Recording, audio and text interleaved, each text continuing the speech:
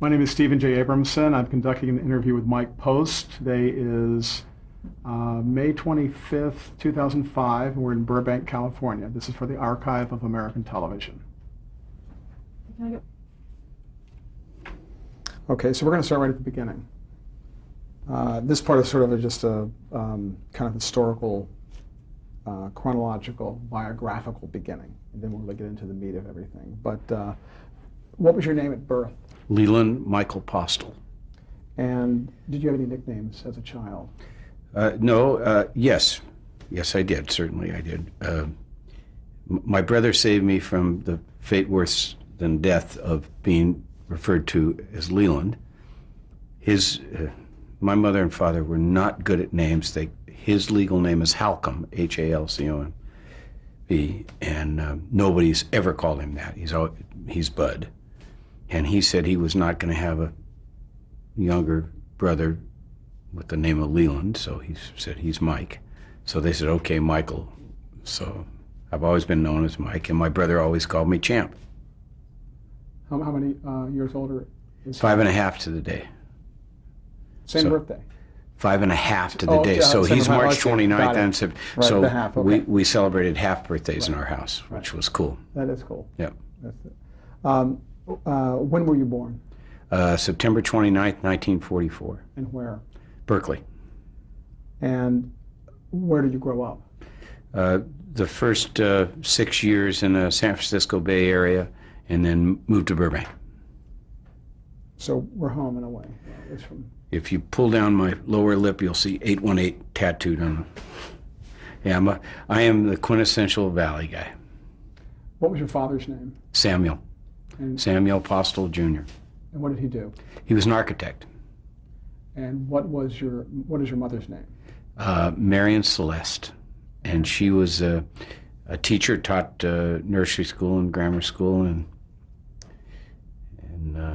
San Francisco, and then down here as well. Did you have any other siblings? No. Okay. If you met my brother, you'd know I never needed anybody else. He took care of everything. Actually, still does. I saw in the notes that your wife calls you hobby man. Yes, my wife calls me. What about your hobbies when you were a kid? You know, I really didn't have a lot of hobbies until I played Little League baseball, not very well, and I played high school football. So I was an avid participant, but not very good. And I made models, and I tinkered with stuff. My brother collected coins, so anything he did, I wanted to try and do too. So I collected, some coins with him and stuff. But mainly, I was just a dreamer. I used to sit and read and dream. What about television? Did you watch TV as a kid? Avidly. What did you like? Westerns, Maverick, Sugarfoot, Cheyenne, all the WB Westerns, and loved Dragnet.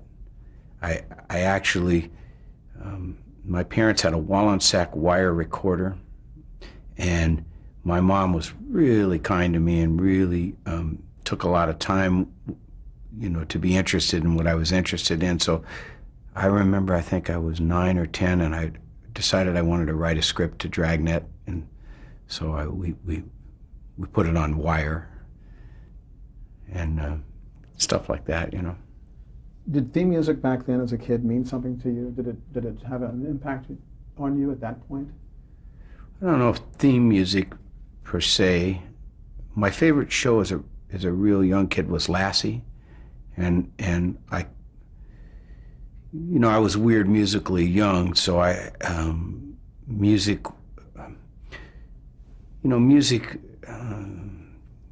is important to a lot of people that don't play. And if you really sat down and talked to them about it, they could tell you what song was playing when certain things happened. So, to sort of take that one step further, a lot of people, that's good. Sorry. A lot of people have scored their lives with different tunes, and I'm no different than that. I think all composers or people that dedicate their lives to music start out as fans. They start out as obsessed fans that just have to know why does it sound that way, and that's how I started out. So the theme to Lassie, I still remember vividly as being something that really made me kind of melancholy and sad at night. I remember wondering why that made me feel the way it made me feel. What about you mentioned the Warner Brothers shows. Of course, they were known for themes that had lyrics to them, both Westerns and the detective shows. 77 Sunset Strip and all that. Oh, you love that show. And Hawaiian Eye. Yeah, Hawaiian Eye. What a great... See, I can hum all those themes. Not because I'm a musician, or not because I've, sort of dedicated my life to it. I can hum them because they affected me so much as a little kid. What kind of a student were you? Horrible. Non-existent. Not present. Were you bored with school? I don't know if I was bored or I just, honestly, until age 15, I think everybody described me as being really sweet, nice,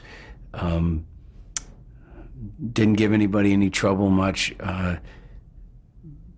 just dreamer, just dreaming all the time, And then when I really got the bit in my mouth musically, that's probably the first time in my life where I really got disciplined at anything. When did that happen? Were you in high school? 14, 15, right around there. I walked into a nightclub down in the Fairfax district here on Pico and Genesee, and I saw this band playing, and I just listened to what they were doing. I went, God, I can do that. I know everything they're doing. And then I looked at the reaction of the audience, especially the females in the audience, and I went, this is better than football, So 2 weeks later, I was playing with the band. You talked about dreaming. What did you want to be when you grew up, when you were a child?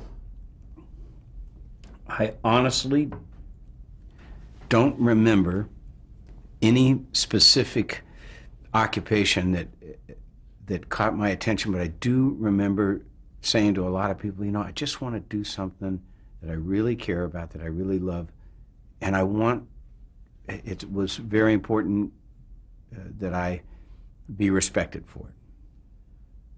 When you caught the bug, did you pick up an instrument? I mean, did you play an instrument early on, or what was the first way that you actually took that and went with it? Well, I kind of knew, or I guess my family knew I was weird before I knew that I, had anything out of the ordinary. My mom tells a story, kids that are crawling, you give them xylophones with a little rope on it, and they tow it around, and when they're just walking or whatever. And I had one, and my mom says that the lullaby she was always saying to me when I would go to sleep was from a movie called Going My Way, and it was an old Irish lullaby called Turaluralura. So she says that, before I was actually too verbal or anything, I just went bam ba do ba do ba ba ba, and she went, excuse me, do that again, and I did it again, so she knew that something was funny. I remember being 5 and sitting down in front of a piano at my aunt's house down here. We'd come down on a trip, and we didn't have a piano in our house. And my aunt had this piano that had a mirror behind the keyboard, and it had upholstery on it, and those little thumbtacks, And I remember sitting down at that piano and thinking around, and somebody said, "That's C," and I went, "Oh, that's what C is," And they said, "Well, that's G," and all of a sudden I was playing. It just made sense to me the way that, that colors make sense to people. That's black, that's white. It just made perfect sense to me, and it wasn't. It didn't seem spooky. It didn't seem complicated at all. And I started taking lessons when I was 6 and got a piano when I was 6. And I just played every day since.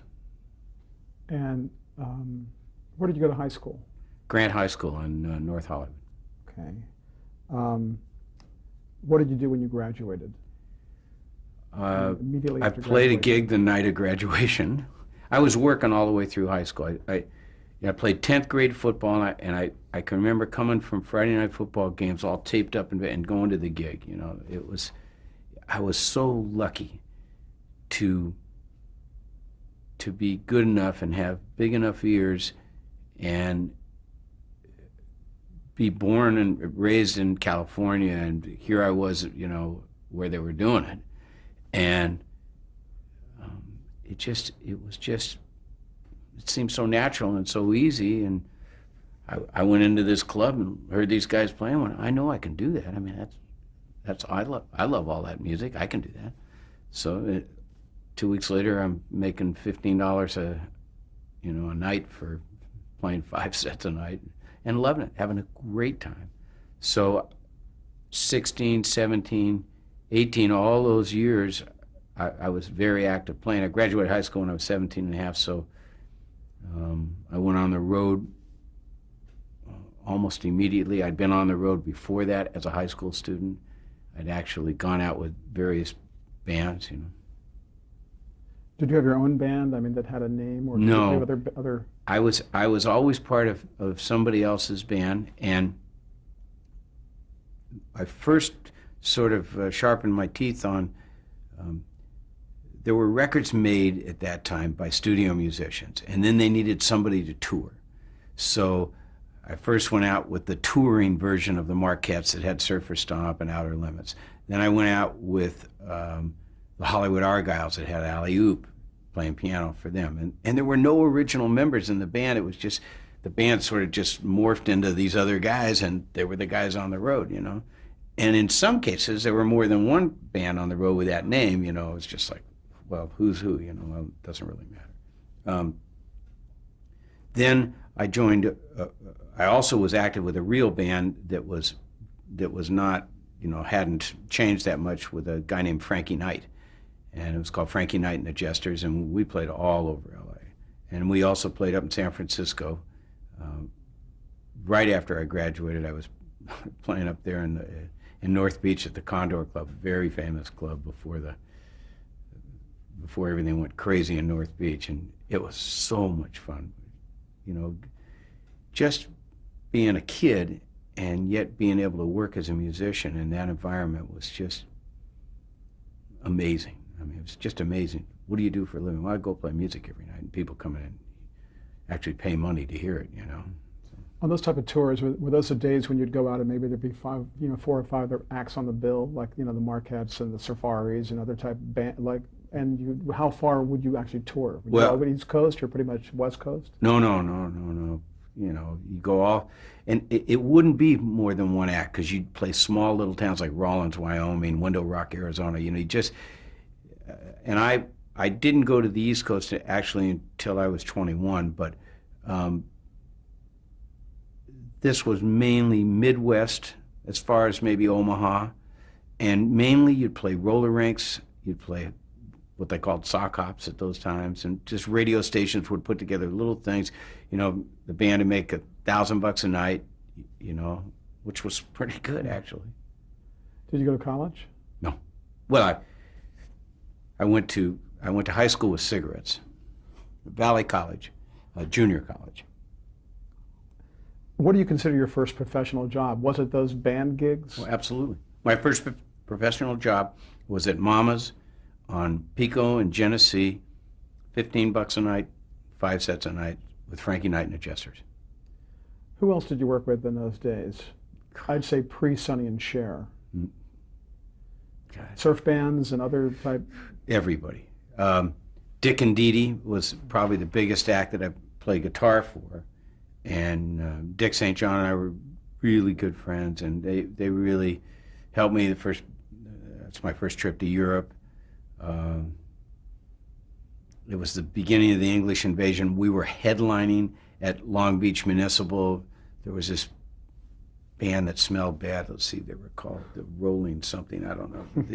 I mean, you know, there I am, and there's Keith, and I'm going, and you know, and he's looking up at me like I'm some big deal. It's ridiculous, but that's the way it happened. Nino, April Stevens, Nino Tempo, worked with them. Worked with geez, so many. I became Skip of Skip and Flip.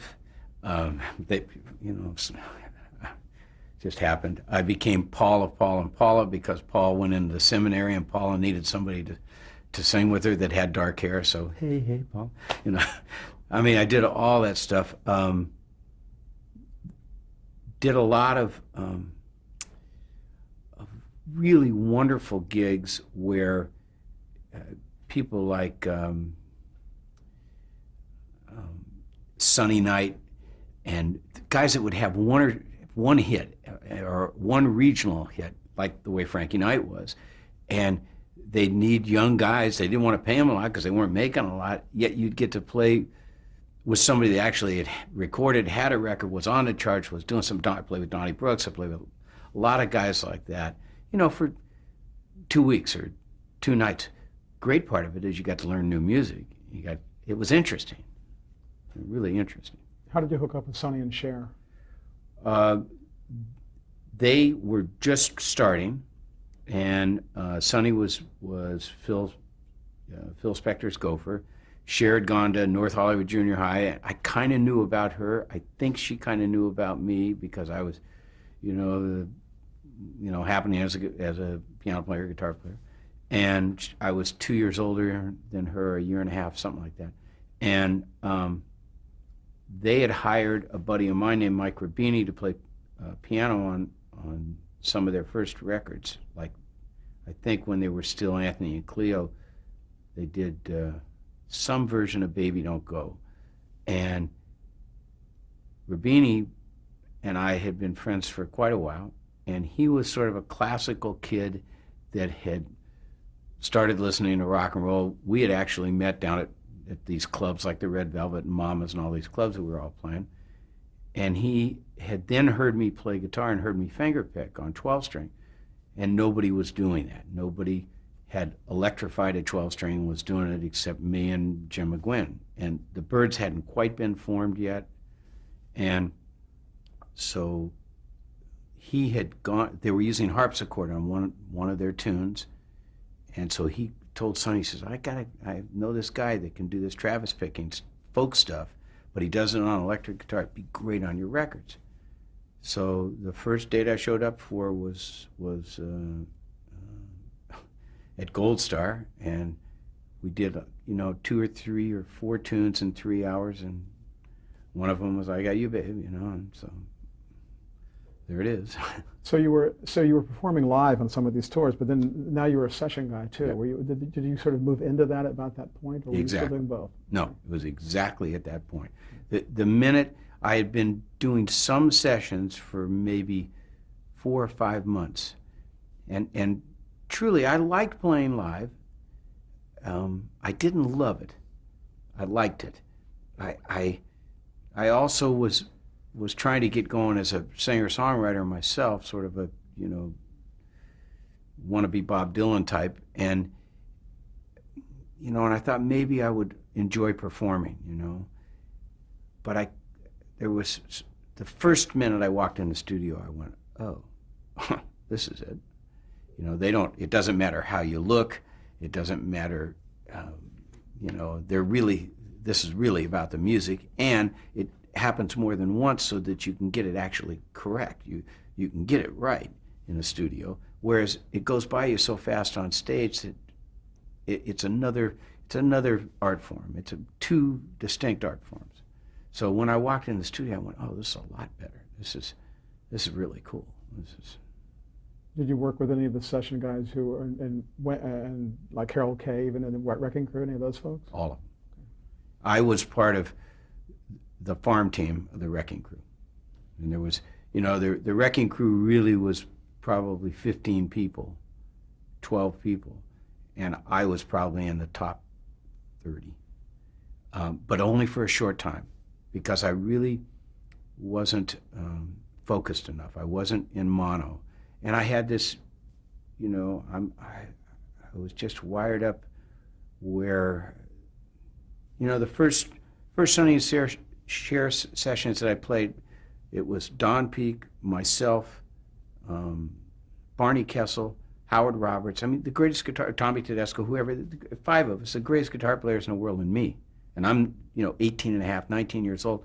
And I was scared to death for about the first month. And then I'm sitting there going, no, that's not what the strings ought to be playing. No, that isn't what I wouldn't do it that way. And it just was, unbridled musical ambition that, and just a lot of, I guess, a lot of confidence and a lot of wanting to say how it ought to be.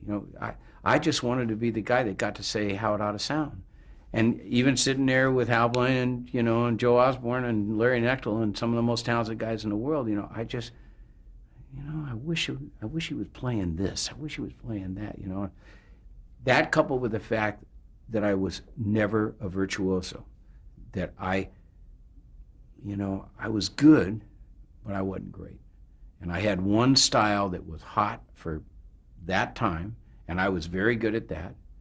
And other than that, I knew I was never going to be Larry Carlton or Tommy Tedesco or any of those guys.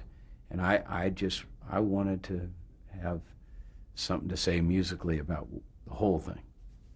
It sounds, as you tell me this, it sounds very much like Brian Wilson, a young guy who maybe wasn't a virtuoso at the instrument, but wanted to make it all happen. Yeah, the exception is Brian Wilson's absolute drop-dead genius songwriter. Drop-dead genius.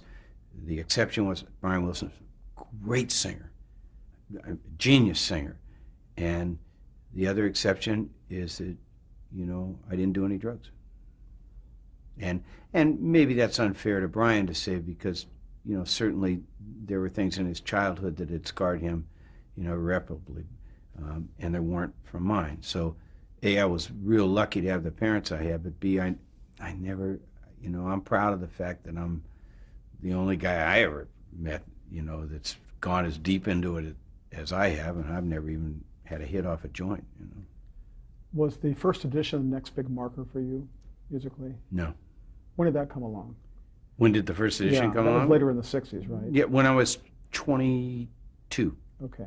Yeah, the next big marker was a series of it was a period from playing on the Sonny and Cher record to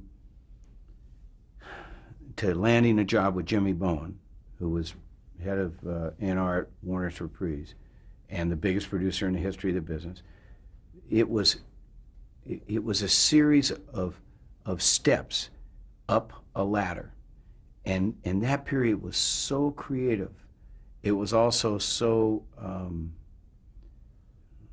educational because I got my ass just handed to me a bunch of times by the record business. And it toughened me up and it educated me to the fact that at that time the business belonged entirely to the businessmen and not the musicians. And I was real sure that was going to change, and I was real sure that I was going to be one of the first guys to come from that side of the glass to this side of the glass. And I bet everything on that. I basically pushed, I went all in and pushed everything out there.